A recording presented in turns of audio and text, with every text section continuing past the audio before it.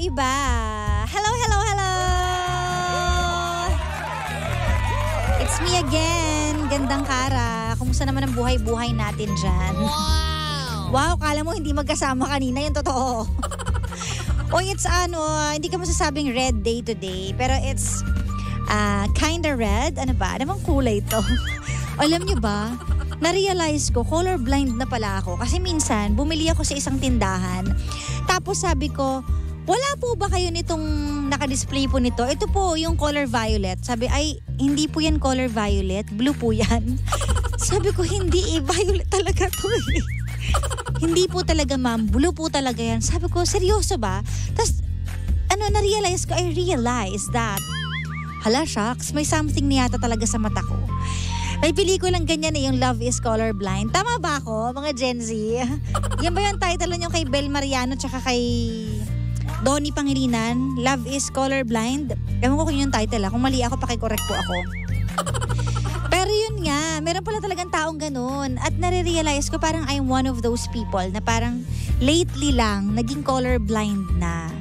Diba? Sabi nga nila, love is blind. Ay, may connect lang. For it never sees faults. Wow! Naniniwala ba kayo doon na nagiging bulag talaga tayo sa pag-ibig? Lalo na kapag mahal natin yung isang tao. No?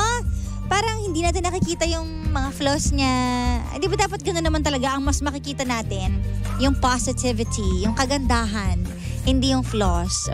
So, well, sana nga ganun lagi. Kasi may mga ibang tao na nakikita lang nila puro kamalian. Tapos sa kanila makikita yung mga kabutihan kapag nawala na yung taong yun sa kanila. Pag nasa kamay na ng ibang babae o pag nasa kamay na ng ibang lalaki. Right? Saka kayo maghahabol pag wala na sa buhay ninyo at saka nyo ma-realize na dapat talaga hindi ko na to pinakawalan kasi ang dami niya nagawang magaganda. Na-enumerate mo pa nga eh. Diba? Pero nung kayo, wala ka nakita. Yan. Very wrong ka dyan. Kaya, matuto tayong pahalagahan yung mga nandyan para sa atin at i-count din yung magagandang nagawa nila sa atin. Wow! Correct? O, ganun. But anyways, mga pangga, eto na muna. Happy Tuesday. It's a Tuesday with me again, Gandang Kara. At ang reminder ko sa lahat, every day, ay dapat nating pangalagaan ang ating katawan. Dapat makita rin natin yung worth natin, hindi lang sa ibang tao. Self-worth ang tawag doon. Kaya naman, mentally, emotionally, and physically, kailangan healthy tayo. At anong dapat gawin para maging healthy? Sabay-sabay, MX3 Plus with L-carnitine and CoQ10.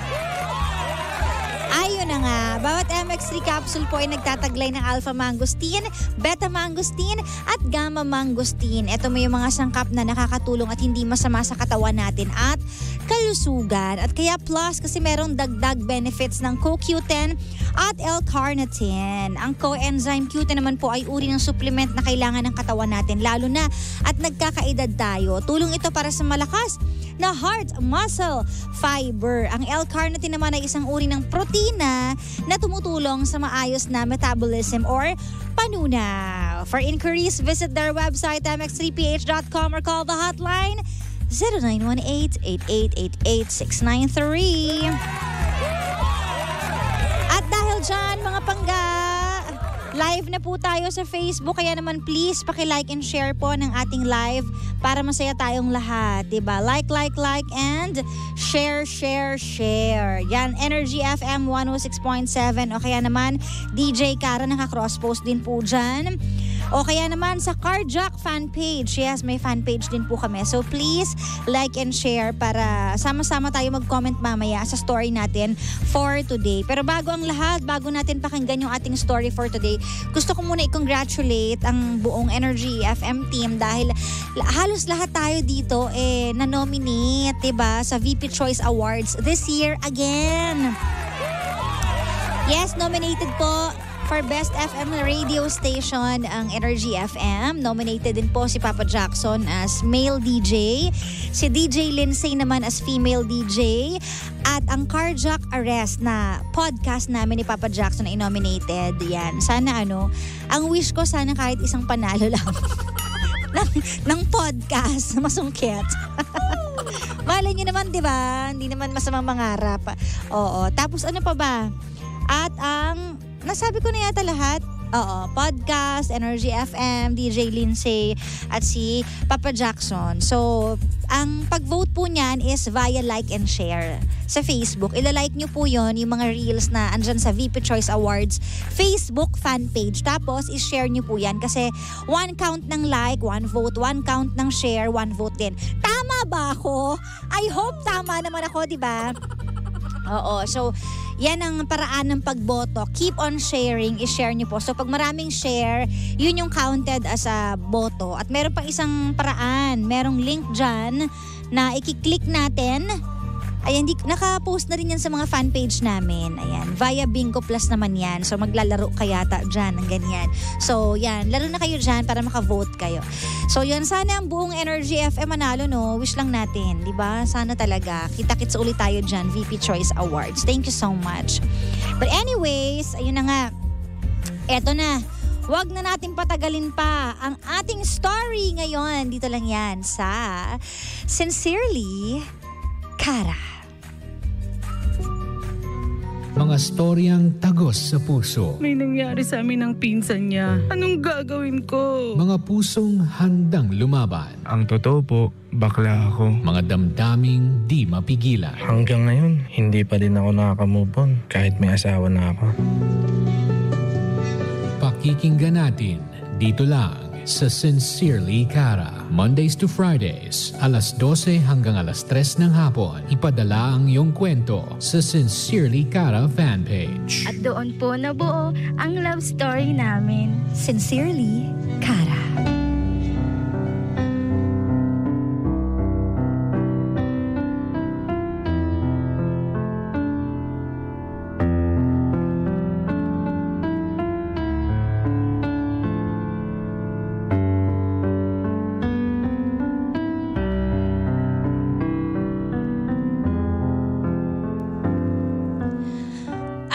Gagawin mo kung nasa isang sitwasyon ka na may mga bagay kang alam at may mga bagay din na tutol ka sa mga nangyayari sa paligid mo pero wala kang magawa?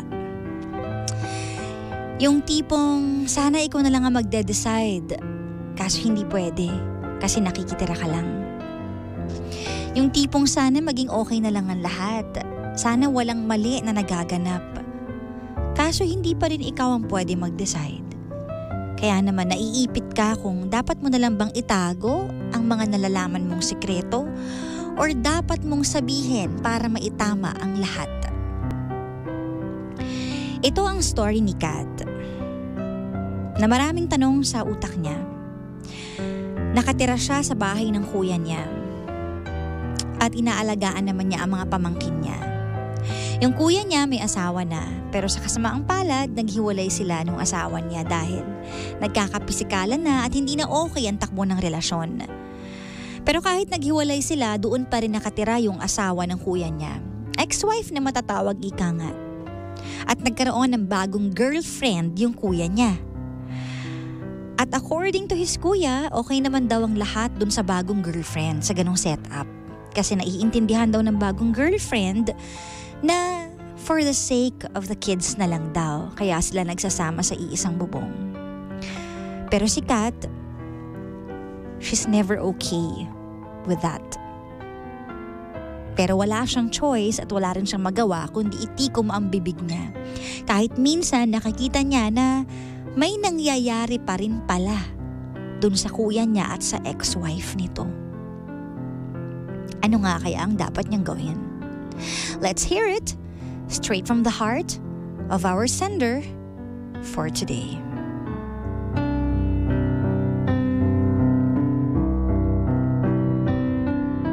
Hi DJ Kara, ako po si Kat. Gusto ko lang pong ikwento sa inyo yung sitwasyon ko para masagot po yung mga katanungan ko. Estudyante pa po ako ngayon at nakikitira po ako sa bahay ng kuya ko. 1 taon na rin po ako dito.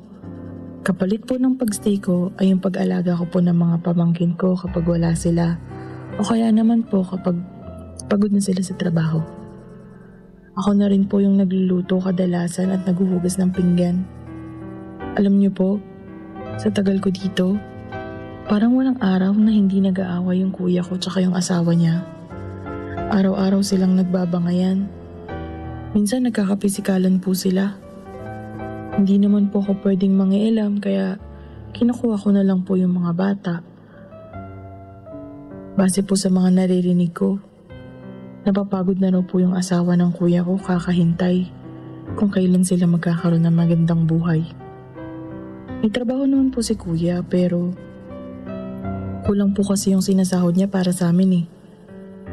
At tumating na nga po yung araw na napagod silang dalawa kakaaway. Kaya humantong na po sa hiwalayan. Nakikitira pa rin po ako at nagbabantay pa rin po ako ng mga bata. Medyo matagal na rin po nung naghiwalay sila. Kaya nakahanap na yung kuya ko ng iba. Ang problema ko po ngayon, DJ Kara, is nakatira pa rin po kasi sa amin yung nanay ng mga bata. Pero kasama rin po kasi namin yung bagong girlfriend ng kuya ko. Hindi naman po kasi mapaalis ng kuya ko yung ex niya dahil naawa siya sa mga bata. Hindi rin naman po makaalis yung ex niya dahil wala pong pupuntahan. Nung bagong jowa po ng kuya ko, sabi niya, okay naman daw po siya sa setup na ganito. Napag-usapan naman daw po nila kaso nga lang, ramdam na ramdam ko po kasi yung inggit at inis nila sa isa't isa. Civil pa rin po si kuya tsaka yung ex niya. DJ Kara, hindi ko na po itatago sa inyo to, pero isang beses po kasi pag uwi ko galing school, nahuli ko pong may nangyayari sa kuya ko tsaka sa ex niya. Nakita rin po nila ako nung nahuli ko sila pero nagpretend na lang po ako na wala akong nakita. Naiintindihan ko naman po na siya yung legal wife at may kontrata sila. Pero DJ Kara, naawa kasi ako sa bagong girlfriend ng kuya ko na walang kamalay-malay. Hindi ko po alam yung gagawin ko. Parang nahihirapan po akong makita silang tatlong nag-iiwasan. Nakikita rin po ng mga bata na naglalambingan si kuya tsaka yung bago niyang girlfriend. Bilang isang tita, hindi ko po kayang hayaan na ganun yung magiging kalalakihan ng mga bata. Alam ko po na wala ako sa sitwasyon na magpuna at magsalita dahil kapatid lang naman po ako. Lalong-lalo na't nakikitara lang din po ako. Wala rin po kasi akong pupuntahan kung papaalisin ako ng kuya ko dahil sa nangingialam ako. Sobrang naguguluhan ako, DJ Kara, at naaawa ako sa mga bata. Magsasalita po ba ako? Isusumbong ko po ba sila? O hahayaan ko na lang po? Ano po kayang dapat kong gawin, DJ Kara? Magsasalita po ba ako? O mananahimik na lang po ako? Ikaw pala, Kat, ang star witness. Di ko kinakaya sa star witness. Oo, kasi yung na-witness mo yung... Ay, nako, hindi ko alam kung paano ko sasabihin. Na-witness mo ang, alam mo na, ang ganap. Ang boom-boom taratarat. Bakit kasi kailangan nilang mag-dance cover?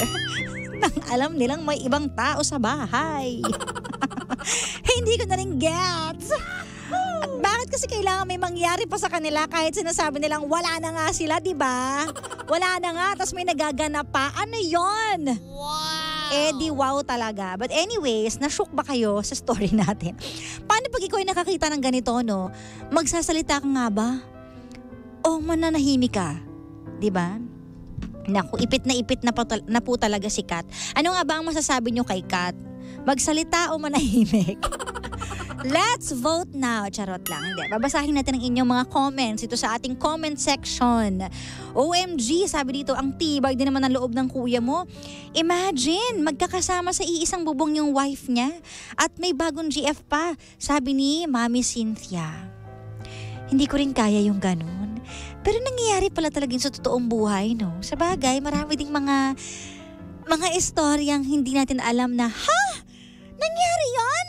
Diba mapapagano na lang tayo? But anyways, sa nakakawindang na kwento na ito, ito pa sabi dito, Kath, whatever you observed in the family, let it go.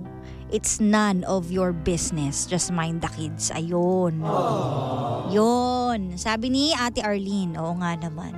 Yan ang mahirap. Kahit may alam ka, wala kang choice. Kundi, i-zipper ang bibig mo. Diba? Ito pa. Pabayaan mo sila sa buhay nila yan. Besides, parang acceptable naman sa kanila ang setup nilang tatlo eh. Kasi if not, edi umalis na lang sana si ex. Focus ka na lang matapos ang schooling mo nang makaalis ka na dyan. Yon, sabi ni Ate Jonah. So kung gusto mo talaga umalis, wait for the right time. Pero sabi naman dito sa isang comment, may karapatan kang kausapin ng kuya mo dahil kapatid mo siya. Kainis lang. Mainit yung katawan ng kuya mo. Oo nga naman, sabi ni Mami Rosie, bakit kasi mainit ang katawan? Summer na nga, mainit pa ang katawan. Bakit? Ang daming mainit yata ang katawan ngayon. Di ko kinakaya. Hirap ng sitwasyon mo pero kausapin mo ang kuya mo. Yung may karapatan ka pero yung makigulo ka sa kanila, aba, wag na. Wag ka na daw makialam pa. Sabi naman ni Ate Letty, o sabi dito, hayaan mo sila kasi lalabas ka pang nakikisawsaw. Sabi ni Josa. Hay nako, eto pa, kung may malasakit ka, kausapin mo yung kuya mo. Wag mong i-tolerate yan kasi maling-mali talaga yan. Sabi ni Jane. But well, alam nyo ba na ang nakakalungkot kong minsan, yung mali para sa atin ay tama para sa kanila. At yung mga bagay na disgusting para sa atin, deadma lang sa kanila. Kasi kanya-kanya po ang tao eh. Kanya-kanya ng paraan. Di ba no? Nakakalungkot lang kasi hindi mo deserve na ma-feel yan. Kaso nga lang, wala ka kasing choice Kat kasi nakikitira ka. Una sa lahat, nakikikain ka, nakikiligo ka, 'di ba? Masakit na katotohanan 'yun Wala kang magawa eh. And after all, kahit sabihin bakit ganun? Dapat ganito yung gawin nila. Hindi naman ikaw yung susundin nila eh. Again, it's their lives. Kung may mga mistakes man sila or kung ano man, pagkukulang, sila talaga yung magdi-deal nun. Wala ka talagang choice. Just focus on yourself and focus sa iyong mga pamangkin. Turuan mo sila ng values na ano ba ang ambag ko bilang tita sa kanila? Anong values ba pwede ko ituro sa kanila? Pero, pwede mong kausapin ng kuya mo. Karapatan mo naman yan bilang kapatid. At bilang kuya niya, hindi ba dapat he must set a good example to his children and also to you. Kasi nilulook up mo siya mas matanda siya sa'yo. So dun ka dumaan. Hindi mo kasi siya pwedeng diktahan na ito yung gawin mo kuya kasi hindi ako okay. Sabihin niya anong pakialam ko sa'yo, diba? Pero pwede mong sabihin sa kanya in a good way na, kuya, I look up to you. And sana ma-share mo sa akin yung magagandang values kasi parang ako, may alam ako na nangyayari sa inyo, hindi tama kasi may bago ka ng jowa. Tapos ako, nawi-witness ko pa na dito nyo ginagawa yung tsok-tsaka ninyo, di ba? Nakita ko pa kayo, nahuli ko pa kayo. Parang tinuturuan mo akong makisama sa krimen na ayoko namang sumama. At wala akong choice, naging witness ako sa crime na yun. At parang tinotolerate din kita kapag hindi mo sinabi sa kanya yun. Di ba? So sana bilang kapatid, masabihan mo ang kuya mo kung ano ang tama sa mali kahit ikaw ang bunso or mas matanda siya sa'yo. Di ba? Sana maturuan mo siya. Hindi naman ibig sabihin na mas matanda, mas tama yung ginagawa eh. Wala sa ganun yun eh. So, okay lang naman siguro na i-correct mo ang kuya mo kasi concern ka sa kanya. And concern ka rin sa sarili mo kasi nakakaramdam ka na this is disrespectful. At kung gagawin man yun ng kuya mo, sana naman gawin niya ng kuya mo. Kung maglalandi siya, gawin na lang niya sa labas. Huwag naman sa sariling pamamahay na andyan ka, andyan yung mga pamangkin mo. Tama ba yun? But then again, babalik tayo sa kahit tama o mali, bahay nila yan. So, ang pinakamagandang gawin, mag-focus ka sa sarili mo, ayusin mo ang pag-aaral mo, and then kapag nakagraduate ka, kung makakahanap ka ng work, makakahanap ka ng sarili mong bahay, doon, lumayo ka. Kung hindi mo naman sinusuportahan talaga yung ganyang klase ng sitwasyon at nakakakita ka ng mga mali. Diba? Ako naniniwala ako na respect is earned. Sometimes di yan binibigay sa'yo eh. It's not given. So i-earn mo yun sa sarili mo. Kung if you feel na this is disrespectful and this is not right, you have to earn it. Lumayo ka. That's it. Wala tayong choice. Pero right now na nandyan ka, wala kang ibang pwedeng gawin kundi ang kausapin lang ang kapatid mo. Kasi hindi mo pwedeng ipilit ang mga bagay na gusto mo. Dahil magkakaiba tayo. You can't force someone to respect you. But you can refuse to be disrespected. Sincerely, Kara.